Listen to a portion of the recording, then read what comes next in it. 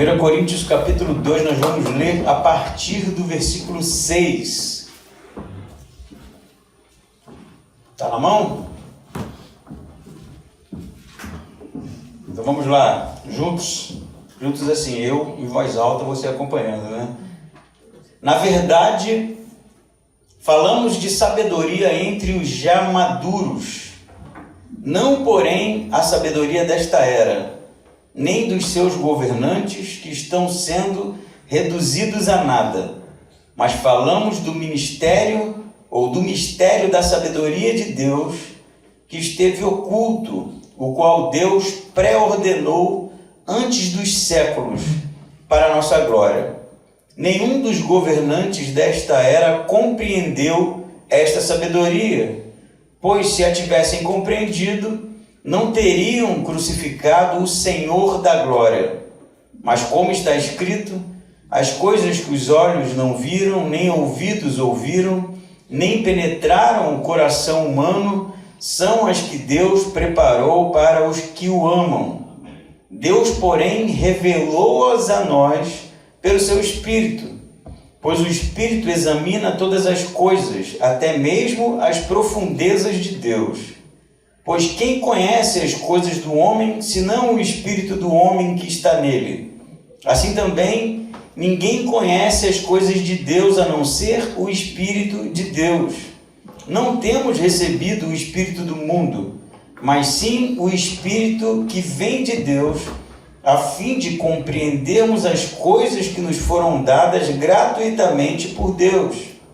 Também falamos dessas coisas, não com palavras ensinadas pela sabedoria humana, mas com palavras ensinadas pelo Espírito Santo, comparando coisas espirituais com espirituais. O homem natural não aceita as coisas do Espírito de Deus, pois lhe são absurdas, e não pode entendê-las, pois se compreendem espiritualmente. Mas aquele que é espiritual compreende todas as coisas, ao passo que ele mesmo não é compreendido por ninguém. Pois quem jamais conheceu a mente do Senhor para que possa instruí-lo? Mas nós temos a mente de Cristo. Vamos repetir esse finalzinho aqui do versículo 16. Mas nós temos a mente de Cristo. Assim, você pode falar com um pouquinho mais de energia, assim, né? Sei que teve aquele cochilo da tarde, né? E está todo mundo mais ou menos. Vamos junto? Mas nós temos a mente de Cristo. Amém? Amém? Pois então, na continuação do nosso estudo da carta de Paulo aos Coríntios, nós já temos visto bons argumentos a favor realmente de uma unidade na igreja. O panorama de Coríntios é, como nós já sabemos, que a igreja está fragmentada, não é? A igreja está dividida por causa de carnalidade. Eles têm preferências por pregadores, por líderes que passaram pela igreja, como Apolo, como o próprio Paulo, como Pedro, né? Não sabemos se Pedro esteve em Coríntios, mas de fato haviam facções, divisões, com preferências em pastores, em líderes que realmente haviam estado à frente daquela igreja.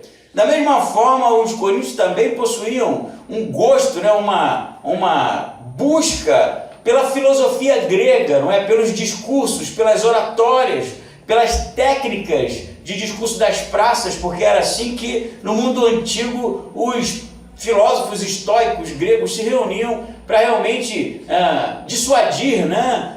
Engajar ali, quem sabe, novos seguidores na sua filosofia. Paulo então vai combater no final do capítulo 1 a sabedoria humana. E vai dizer que a sabedoria humana nada é, no final da história, a não ser pura especulação.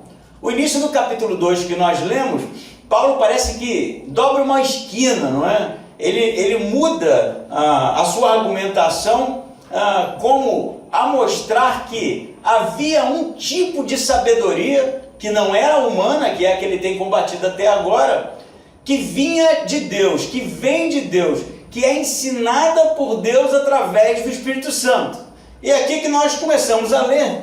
Por isso eu peço que você mantenha a sua Bíblia aberta e venha acompanhando comigo a leitura à medida em que nós vamos expondo o texto. Ele vai dizer assim no versículo 6: Na verdade, falamos de sabedoria entre os que já são maduros, não porém a sabedoria desta era, nem dos seus governantes que estão sendo reduzidos a nada.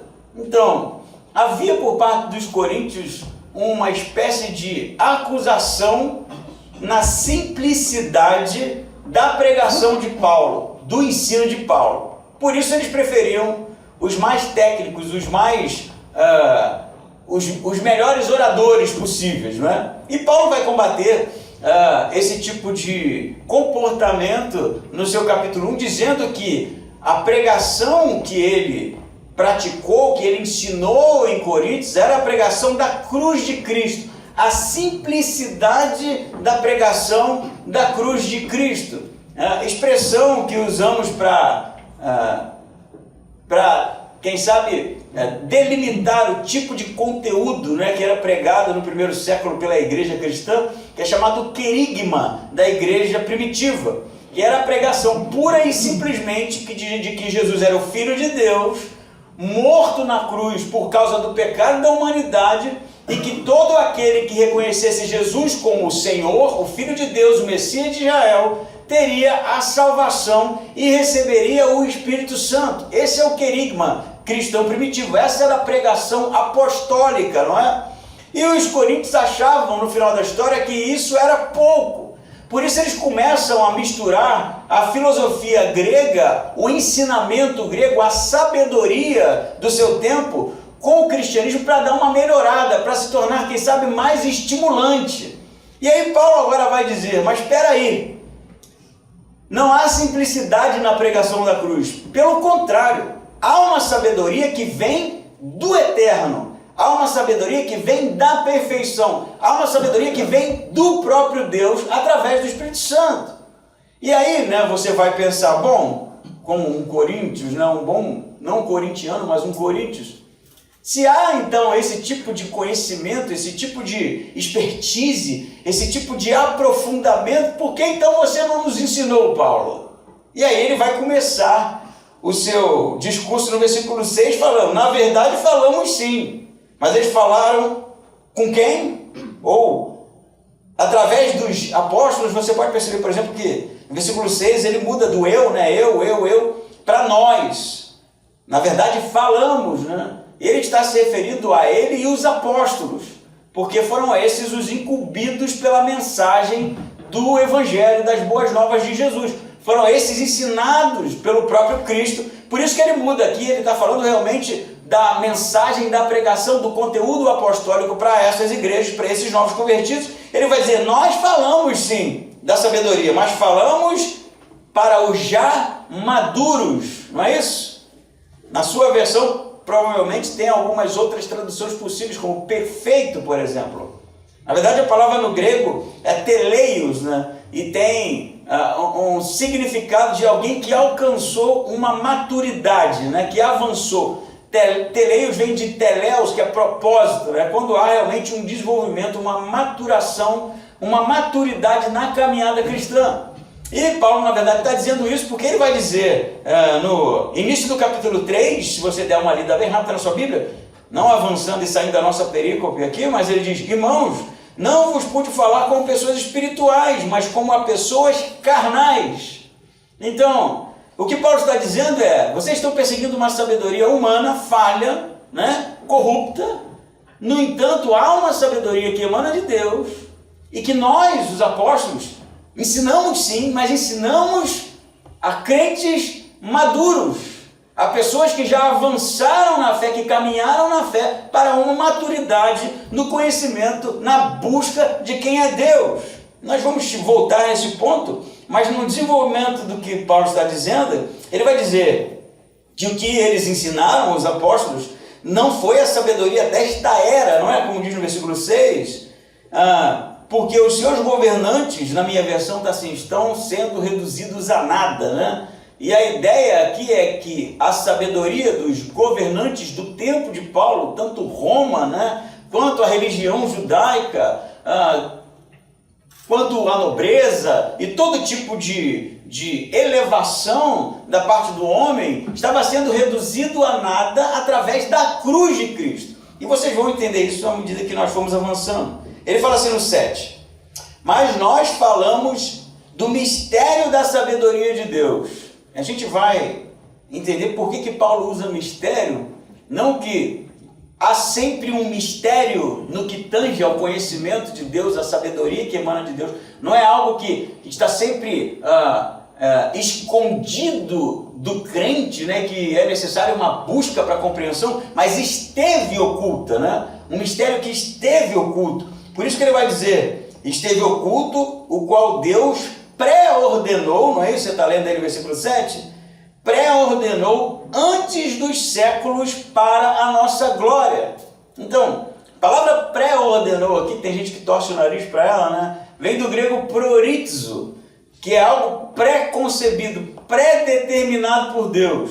Eu não vou aqui ensinar uma teologia reformada para você, mas a gente não pode fugir do fato de que Paulo está falando que havia uma sabedoria da parte de Deus, e essa sabedoria é a própria cruz de Cristo, como vai ser exposto aqui, que já estava concebido, organizado na mente de Deus antes dos séculos, antes das eras, antes da fundação do mundo. E aí você me pergunta, como assim?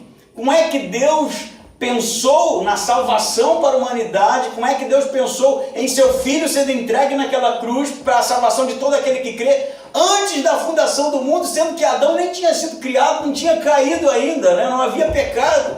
Que tipo de coisa é essa? E aí eu vou dizer para você, mistério, meu amigo. Essa é a mente de Deus. Eu posso aqui, quem sabe, conjecturar, não é? Por exemplo, dizer que Deus, em sua onisciência, já sabia que iria criar um homem e que o homem iria cair em pecado. E ele, já sabendo disso, de antemão preparou, quem sabe, a salvação posterior à queda. Mas realmente eu não sei, como ninguém sabe. O fato é que o projeto de Deus para a salvação da humanidade já estava desenvolvido, pronto, pré-ordenado antes da própria criação. O teólogo Dietrich Bonhoeffer, que tem uma frase bem interessante no seu livro Discipulado, ele vai dizer que a criação se completa na cruz. É como se o ato criativo de Deus, criacional de Deus, ele vai de fato ter a sua completude na cruz de Jesus, porque todos aqueles que estão debaixo da cruz de Jesus, debaixo de Cristo, da salvação de Jesus, é feito nova criatura. Avançando, né? Ele vai dizer que essa sabedoria da parte de Deus já estava pré-ordenada, né? Desde antes da criação de todas as coisas. No versículo 8 ele diz assim: e nenhum dos governantes desta era compreendeu essa sabedoria. Então, era algo da parte de Deus, grandioso, não é? E a gente vai, quem sabe, definir sabedoria para ficar algo mais claro para nós.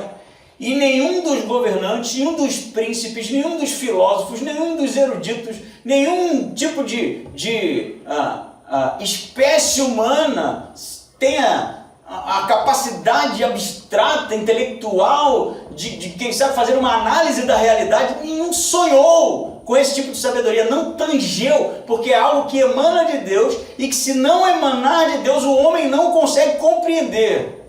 O ponto é esse aqui. E aí Paulo vai dizer, porque se eles tivessem compreendido, o que aconteceria? Versículo 8, não teriam crucificado o Senhor da glória. Se houvesse um resquício, se houvesse, quem sabe, uma fagulha da sabedoria de Deus, em que o homem pudesse alcançar naturalmente, eles teriam detectado em Jesus o divino, teriam detectado em Jesus a própria sabedoria manifesta, teriam detectado em Jesus o Criador de todas as coisas e não o teriam crucificado. Mas o que eles fizeram? Crucificaram. Por quê? Porque não viram nada demais. Vamos definir algumas coisas aqui, né? Deixa eu ler um pouquinho mais que a gente volta. É tanta coisa aqui que parece um parque de diversões no bom sentido, assim, de tão belo que é o texto. E ele vai dizer assim, mas, versículo 9, como está escrito, e ele cita aqui Isaías 64, versículo 4, mas provavelmente uma versão mais livre, né? É possível que Paulo tenha misturado algumas passagens e ele cita tudo em um único versículo, como é do costume do próprio apóstolo. Ele vai dizer assim: mas está escrito, as coisas que olhos não viram, nem ouvidos ouviram, nem penetraram no coração humano, são as que Deus preparou para os que o amam. O homem não sonhou com isso, não viu isso, não ouviu isso, não sentiu isso, nem sequer imaginou isso, mas Deus já tinha no seu coração preparado para quem? Para aqueles que o amam. Pois então, tendo dito isso, vamos definir alguns termos aqui. Quando Paulo fala de sabedoria, o que a gente pensa, afinal de contas? Você pode, óbvio, pensar em um tanto de coisa, mas no século I, sabedoria, a palavra sabedoria vem do grego Sófia, né? A gente usa, por exemplo, o nome Sofia, né? É sabedoria, porque o mundo grego, ele era realmente marcado pela busca pelo conhecimento. Que tipo de conhecimento? Todo tipo de conhecimento. A gente chama de cosmovisão, não é? Uma teoria filosófica que explique tudo. Que explique, por exemplo, por que existe um mundo, afinal de contas. Os gregos questionavam isso. Na verdade, como eu já falei algumas vezes, não tinha internet nem celular para ficar vendo vídeo engraçadinho o dia inteiro, né? Então eles pensavam, né? Eles iam pensar, refletir, discutir. Por que existe um mundo ao invés de nada? Por que eu existo, afinal de contas? Qual é o meu propósito? Qual é o propósito de se viver uma vida boa? E esse tipo de questionamento, dentre outros, né? Para quem já leu qualquer tipo de obra filosófica do primeiro século, como Aristóteles, o próprio Platão, e a filosofia, como eu já falei, estoica, a filosofia de Epicureu, e assim, filosofias em cima de filosofias que vão indagando, questionando, desenvolvendo, produzindo isso até hoje, não é? Até os nossos tempos ainda se há debate. E qual é a busca? Entender. Porque a vida, ela, segundo esses pensadores, não pode ser fruto de um acaso, não pode ser um acidente, porque há propósito no mundo. O mundo de fato funciona de maneira organizada e inteligente e a gente não entende o porquê dessas coisas. Então a busca pelo conhecimento, pela, eu diria, percepção, pela cognição, de maneira a descrever a realidade de uma maneira eficiente, que funcione, era a busca do primeiro século, continua sendo a busca de muita gente até hoje. Então a sabedoria era realmente a busca pela compreensão da realidade. E o que Paulo está dizendo? Que todo conhecimento humano, tudo que foi produzido até agora, foi reduzido a nada com a cruz. Por quê? Né? A pergunta é por quê? Porque na cruz, um ato de humilhação da parte de Jesus, né? Porque a gente sabe que a morte de cruz era humilhante, né? Do ponto de vista gentio, romano, era a pior condenação que um criminoso poderia sofrer. Então ninguém levaria a sério um Messias, né? Um libertador, um filósofo que seja, que foi pendurado na cruz. Se o cara foi pendurado na cruz, esse cara não valia nada, né? É a pior morte possível. Do ponto de vista judaico, muito menos, né? Porque Levítico fala, maldito aquele que for pendurado no madeiro. Então, para o judeu, inconcebível. Jesus era um maldito, tinha a maldição de Deus sobre ele.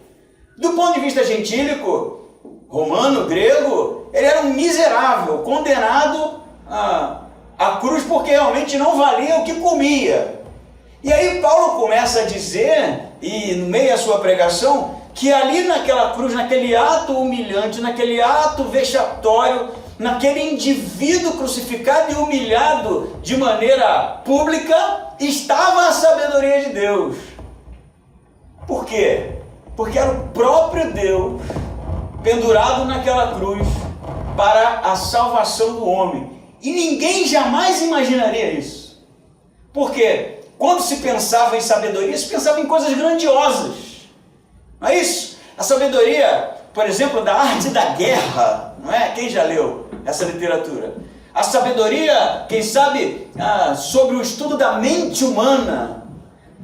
A sabedoria humana, na verdade, busca compreensão através de boas proposições, não é? Bons argumentos, boa literatura, mas a sabedoria de Deus se manifesta através da humilhação da cruz.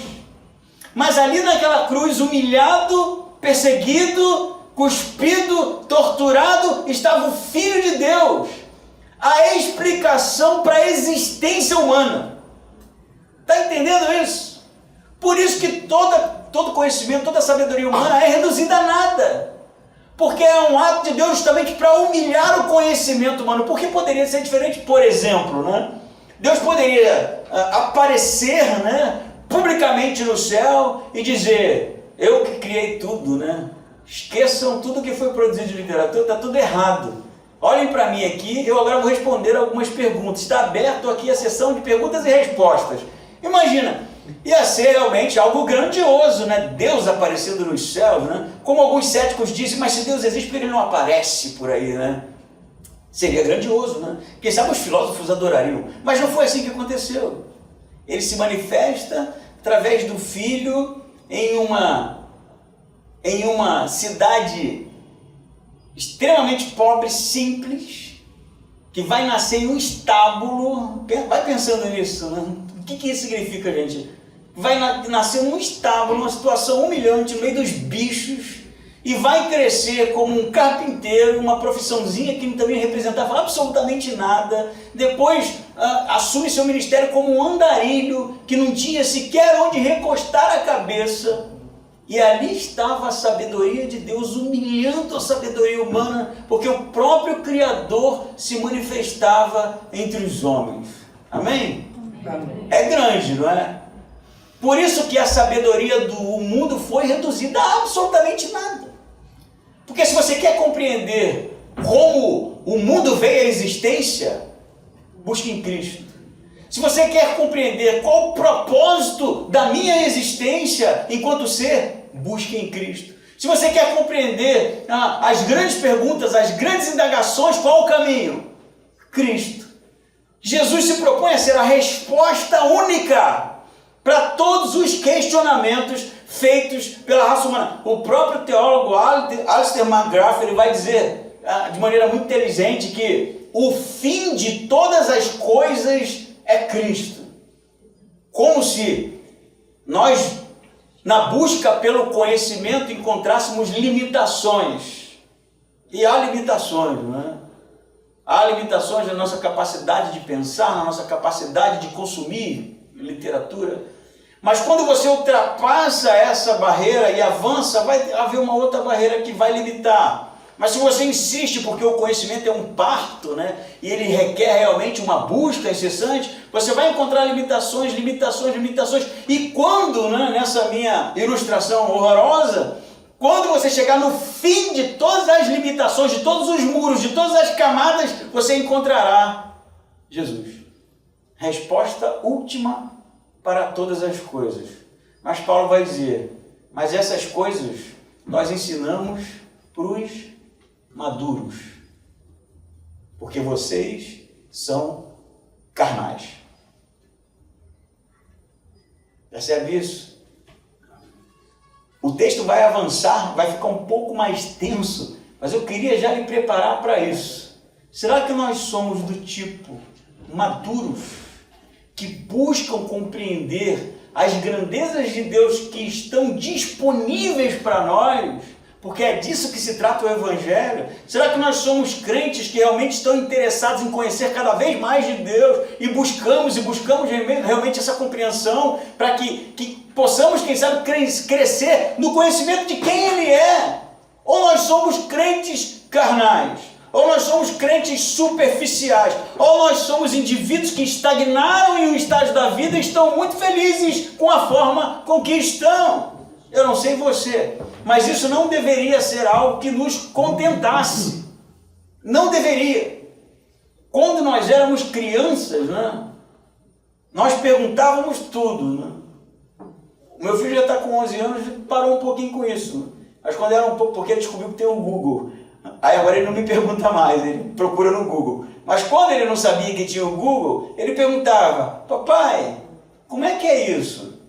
Aí eu respondia, mas ele não ficava feliz. Mas e isso? E aí eu dava uma outra resposta bem pedagógica para uma criança. E aí vinha pergunta atrás de pergunta atrás de pergunta, e nunca acabava nada. Eu fiquei pensando um tempo, por que tanta curiosidade, né? Porque, na verdade, ele não está satisfeito. A criança tem esse elemento da busca pela compreensão de um mundo que ela se encontra existindo. E quem sabe nós vamos perdendo isso à medida em que vamos nos envolvendo com outras atividades, que vamos quem sabe, responsabilizando por outras responsabilidades, que vamos sendo tomados pelas atividades do dia a dia, nós, quem sabe, perdemos o interesse, o desejo de buscar conhecer a pessoa de Deus de maneira mais profunda. E Ele nos convida a isso. É um convite da parte de Deus, a compreensão da sua pessoa. Se nós queremos ficar no querigma, na pregação de que Jesus é o Cristo, Filho de Deus, que morreu naquela cruz para a salvação de todo aquele que crê, amém, isso é bom. Mas Paulo está dizendo, existem conhecimentos mais profundos da pessoa de Deus.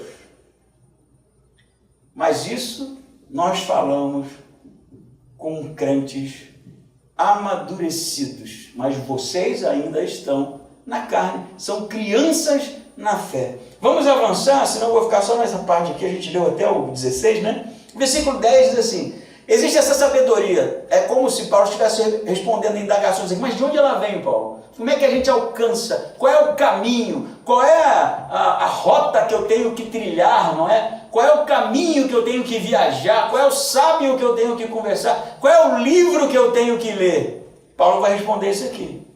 Deus, porém, revelou-as a nós. Nós quem? Os crentes, os salvos, né? Os que reconhecem Jesus como Senhor e Salvador, pelo seu Espírito. Agora vai ficar top demais. Ele vai dizer assim, pois o Espírito examina todas as coisas, até mesmo as profundezas de Deus.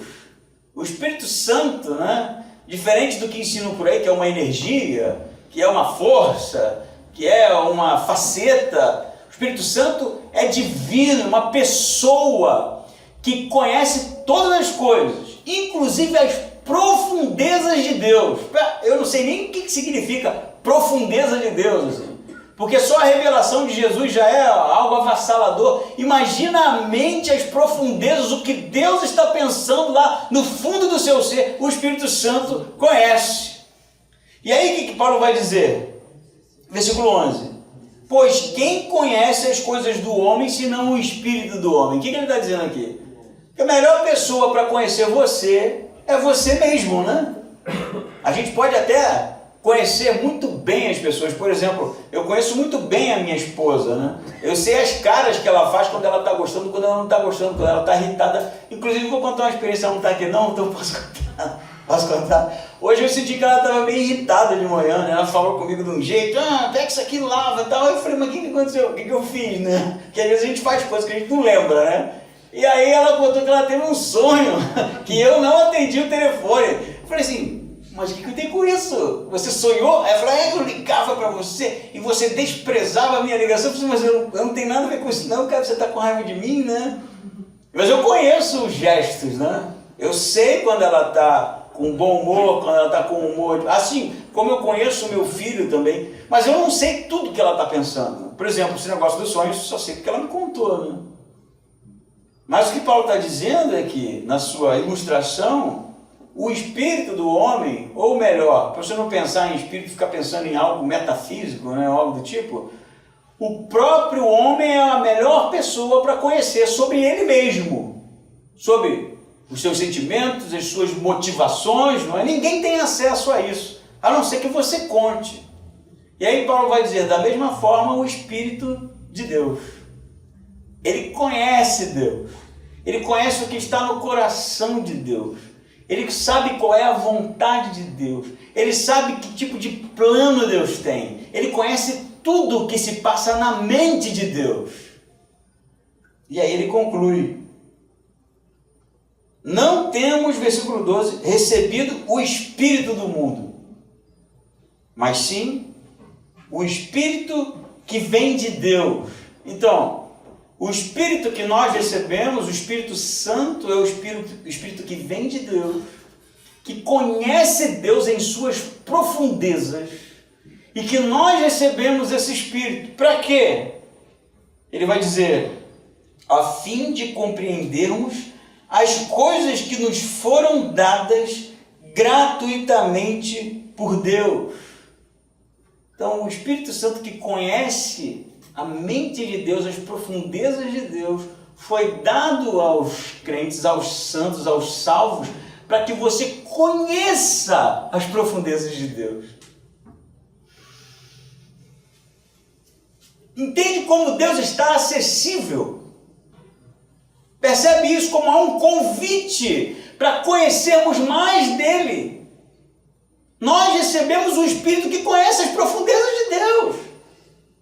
O convite é para conhecermos as profundezas de Deus. O convite é para conhecermos a mente de Deus. Deus deseja ser conhecido por nós. Mas aí Paulo vai dizer, só que o Espírito que nós recebemos não é o Espírito do mundo. O que é o Espírito do mundo aqui? É o homem natural. Esse é o contraste que ele faz. Os que receberam o Espírito de Deus, que compreenderam a revelação, que ele fala que foi dado gratuitamente, né? E o que foi dado gratuitamente foi realmente a salvação em Cristo, é a graça de Deus. Nós temos a mente realmente do Espírito Santo que nos conduz na compreensão de Deus se buscarmos, mas esse Espírito não é o Espírito do mundo. E qual é o Espírito do mundo? O Espírito do mundo é o Espírito do homem natural. É o homem sem o Espírito Santo. É aquele que fica buscando compreender as coisas através da sua filosofia, através da sua busca natural pela compreensão, como falamos antes. Como é que o homem natural ele age? O homem natural ele percebe o mundo de acordo com as suas limitações enquanto ser humano. É fome, come. É sede, a gente bebe. Tem boleto, a gente paga se tiver, né? Se não tiver, joga para o mês seguinte. Sabe, a reação é muito inata. Percebe isso? Você sente e reage. Mas aquele que possui o Espírito de Deus, não, esse tem realmente a condição de perceber o mundo de maneira espiritual. Vocês estão percebendo a diferença? O Espírito que nós recebemos não é o Espírito do mundo, não é o Espírito dos filósofos, não é o Espírito dos sábios, dos reis, dos nobres. Esses não entenderam nada. Nós recebemos o Espírito da parte de Deus que o conhece profundamente. E a pergunta que Paulo faria aqui, que ele vai fazer no capítulo 13, é: se vocês receberam esse Espírito de Deus, e têm acesso a essa compreensão, por que vocês continuam se comportando de maneira carnal? E a maneira carnal aqui é que é interessante, né? Quando você fala em maneira carnal, você vai pensar, não, a igreja sem graça. Não, eu falei isso no primeiro estudo. Tinha dom de línguas, tinha profecia, tinha sonho, tinha tudo. A igreja estava repleta de dons espirituais. Igreja extremamente empoderada no que tange ao carismatas. Tinha profeta para tudo que é lado, tinha gente, mas era uma igreja carnal. E quem sabe, como já falei, isso quebra um pouquinho a nossa compreensão de que espiritualidade é a manifestação sobrenatural. Não é. Espiritualidade está na busca pelo conhecimento de Deus, de quem Ele é, porque não vai adiantar a manifestação de nenhum dom espiritual se você não tiver a compreensão de quem Deus é. Se você não buscar a compreensão de quem Deus é, se você não tiver o desejo de compreendê-lo cada vez mais e mais, nada disso importará. E o próprio Paulo vai dizer em Coríntios, porque o fim de tudo isso é o amor, que só pode ser manifestado de maneira genuína através da busca do conhecimento de quem é Deus. Amém? Amém. Olha o que ele vai dizer, gente. É top demais. Versículo 13, eu vou ler de novo. Também falando dessas coisas. Aí que vem o lance, né? Porque quem sabe a gente pense na busca pelo Espírito Santo. Como é que eu vou buscar essa compreensão do Espírito Santo? Eu vou subir um monte, eu vou subir a escadaria de joelho, eu vou fazer promessa. Aí a gente pensa sempre num tipo de sacrifício físico, né? Alguma coisa que você se esforça, e vai conhecer, e os portais se abrem, o pessoal gosta desse negócio, né? E você avança para outra camada espiritual, o sétimo céu, combater os demônios, né? Cara espiritual. Não é isso que Paulo fala, não. Ele fala assim no versículo 13: também falamos dessas coisas não com palavras ensinadas pela sabedoria humana, mas com palavras ensinadas pelo Espírito Santo. Onde estão essas palavras? Que filho? Até caiu meu marcador. as palavras ensinadas aos apóstolos, que revela a sabedoria de quem é Deus, que foram usados pelo Espírito Santo, estão registradas. Percebe isso aqui que eu estou falando? Pô, pastor, eu quero conhecer mais de Deus, eu preciso realmente sentir a ação do Espírito Santo, eu preciso conhecer os mistérios, os recônditos do ser de Deus. Leia a Bíblia, cara. Amém. Leia a Bíblia. Está tudo aqui acessível. É um convite para conhecermos de Deus. Mas a gente conhece uma caricatura. A gente pinça algumas coisinhas que a gente gosta mais e abandona. A gente tem facetas do retrato, partes, pequenas partes de quem é o Cristo, de quem é o Messias, de quem é Deus. Por quê? Porque somos preguiçosos. Preguiçosos. Não separamos um tempo para buscar a Deus, a compreensão de que Ele é, já que Ele se revelou a nós. Abandonamos isso. Preferimos, quem sabe, o mistério do monte, da escadaria, dos sacrifícios que podemos fazer, porque esse, quem sabe, requer esforço próprio. Mas a revelação de Deus, como Paulo está falando, que já foi ensinada através das palavras, dos ensinamentos, da doutrina dos apóstolos que viveram com Jesus dia a dia. Se você lê 1 João, um versículo que eu adoro citar, João vai falar assim, acerca do que conhecemos do verbo da vida, e o verbo da vida é Jesus, ele fala que eu vi com os meus ouvidos. É como se João estivesse fazendo uma reflexão do ministério de Jesus, dos anos que ele andou com Jesus. Ele fala, o verbo da vida foi manifestado a nós, o Criador. Eu ouvi com meus próprios ouvidos. Eu vi com os meus próprios olhos, João vai dizer. Não foi ninguém que me contou. E ele fala que toquei. E a expressão no grego é bem interessante, que é que toquei de maneira curiosa, né? Eu até brinquei no grupo na segunda-feira, é como se João ficasse apertando Jesus o tempo inteiro, porque ele era um discípulo amado, vivia deitado no colo de Jesus. E Jesus falou assim, para João, tu está me incomodando já. E João fala, mas eu não consigo, porque o Senhor é inesgotável em sabedoria, eu quero conhecê-lo cada vez mais. Sabe essa insistência? E aí João vai dizer o quê? Sobre isso eu compartilho com vocês para que a vossa alegria seja plena. Quem conheceu Jesus foi João. E João escreveu, para que a nossa alegria seja plena. Quer conhecer Deus? Abandone os videozinhos engraçados. Abandone o tempo que a gente fica sem fazer nada.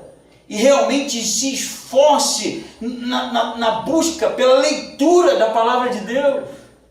E eu tenho certeza absoluta que Ele se revelará cada vez mais para você. Amém. Amém? Amém? Chega de ficar viajando na maionese, buscando guru, buscando receita, buscando os 10 passos para a espiritualidade, buscando esse tipo de coisa que não leva ninguém para lugar nenhum. É azeite que joga na cabeça dos outros e taca fogo. Taca fogo não vi ainda, mas não está longe não. É cuspindo, não sei o que. Para com isso, gente. Isso não é nada, isso é carnalidade. Isso é um pouquinho pior do que o nível de carnalidade dos coríntios. Eles pelo menos estavam buscando o bom discurso, né? Essa galera nem discurso quer mais. É a receita fácil. Toma uma cuspida do apóstolo, pum, virei espiritual. Eu também gostaria, né? Cospe aí. Vou conhecer mais Deus? Vai. Mas é mentira.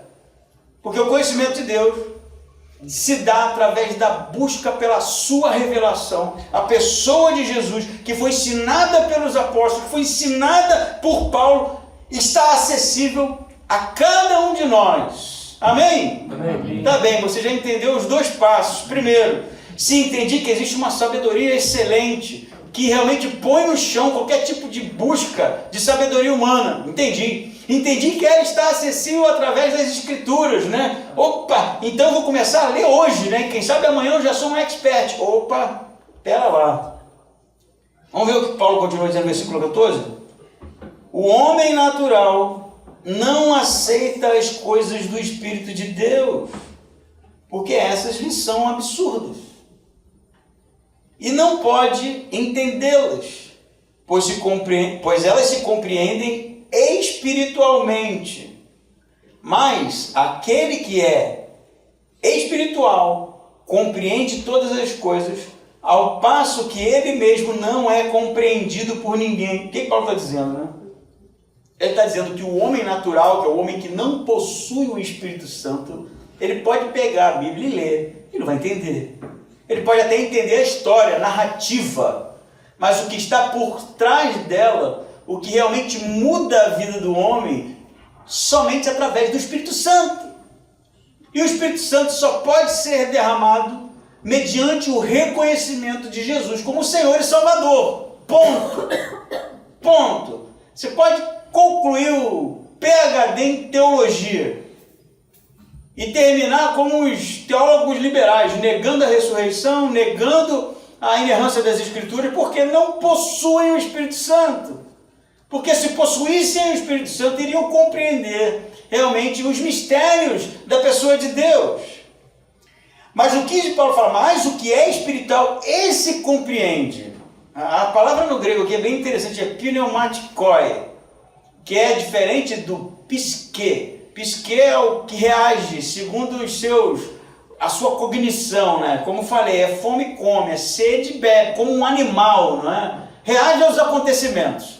O pneumatikoi, ou o espiritual, é aquele que percebe realmente, através do Espírito Santo, as sutilezas de uma realidade que não se limita somente ao material, que não se limita ao dia a dia, que não se limita ao cotidiano, que não se limita à rotina.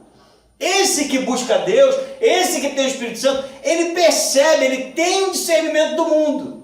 E aí Paulo vai dizer, ele discerne todas as coisas, mas não é discernido por ninguém. Em algumas versões vai estar, ele julga, ele não é julgado. Em outras ele compreende, não é compreendido. Mas o que Paulo está dizendo aqui é que se ele tem o Espírito Santo, ele tem uma leitura espiritual das coisas, dos acontecimentos. E aquele que não tem, não consegue compreendê-lo. Não consegue discerni-lo, não consegue compreender as decisões que ele toma, inclusive, porque são decisões espirituais. Por isso que ele vai dizer aqui, ele vai dizer, mas aquele que é espiritual compreende todas as coisas, ao passo que ele mesmo não é compreendido por ninguém, porque só quem pode compreender as decisões de alguém que é espiritual é alguém que possui o Espírito Santo, porque são decisões espirituais, não são decisões carnais. Não são decisões da psique, são decisões realmente construídas em cima do desejo de Deus, da vontade de Deus, através do Espírito Santo, para que aquele algo realmente aconteça. E aí é onde que eu quero chegar, né? Se a gente entendeu até aqui, ele vai dizer no 16, porque jamais alguém conheceu a mente do Senhor para que possa instruí-lo. É uma pergunta, no grego não é uma pergunta, né? Mas a tradução está. É como se Paulo estivesse dizendo, ninguém compreendeu, sondou, nenhum homem, né? Compreendeu a mente de Deus. E quem, no final da história, poderia instruí-lo em alguma coisa? Porque ele disse que ninguém pode discernir o homem espiritual, porque ele não tem acesso a isso. Se ele tivesse, ele conheceria Deus, né? Como ele não tem o Espírito, ele também não discerne as decisões, não discerne a vida espiritual de ninguém, porque ele é natural. E aí ele vai dizer, pois quem conheceu a mente do Senhor, para que possa instruí-lo, mas nós temos a mente de Cristo. Aleluia. Eu não sei se você, ele de repente entendeu, porque ele deu um aleluia, porque o resto ficou aqui, ó. O que é a mente de Cristo, gente? Você sabe que a mente no grego é o nous, que é a persona, a identidade. Não é a mente no sentido de, fazer boas coisas, né? Ter o meu julgamento moral acertado. Não é somente essas facetas. É realmente entender, tanger a maneira como Jesus lidava com a realidade, a maneira como Jesus lidava com a vontade de Deus, a maneira como Jesus lidava com os perseguidores, a maneira como Jesus compreendia o mundo. Não sei se você está indo onde eu estou indo aqui. Pode ser que eu estou ficando maluco, né? Mas o que o texto está dizendo é que através do Espírito Santo nós recebemos a compreensão da pessoa de Deus e a mente de Jesus. A mente de Jesus, cara. Tem noção? Não, pastor, não dá. A minha mente não é a mente de Jesus. Eu não sinto as coisas que Jesus sente. Eu não vejo como Jesus. Eu sou um mero pecador. Eu sei. E é mesmo. Como eu sou. Mas o presente de Deus não é somente a salvação, o livramento do inferno. É para que nós venhamos a fazer parte do relacionamento que Deus tem com o seu Filho e com o Espírito Santo desde toda a eternidade. E conhecê-lo. E se aprofundar nele, temos a nossa personalidade, a nossa alma, a nossa pessoa moldada pela mente de Jesus. Isso é um convite. Isso já foi dado. E por que os coríntios eram carnais? Mesmo tendo o Espírito Santo. Porque não buscavam. Porque não estavam levando a sério o convite de Deus para conhecermos, ou para que eles pudessem conhecer e nós pudéssemos conhecer a pessoa de Deus. Paulo vai avançar e o capítulo 3 convida você a nem vir domingo que vem, se você não for espiritual. Se você for espiritual, você venha. Se você não for, você não vem. Porque ele vai descer além, é para cá que ele está conduzindo. Se for pensar no argumento de Paulo, ele vai falar que está sabendo. É assim, né? Lembra aí das pregações. Fiquei sabendo que há um problema aí na igreja, né? Vocês preferem uns pregadores outros. Ele vai assim, né? Alisando, né?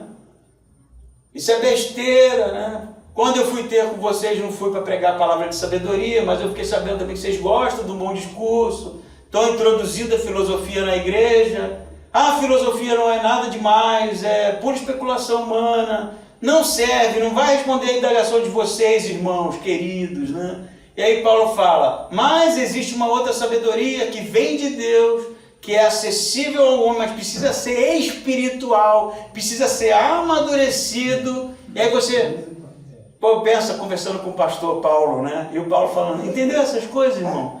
Ah, entendi, Paulo. Aí ele fala, mas você é carnal. Capítulo 3. Vocês são carnais. Por isso vocês não entenderam nada até agora. Por isso vocês ainda estão no querigma. Por isso vocês ainda estão no início. Não é porque vocês têm pouco tempo, não. É porque vocês não levam a sério.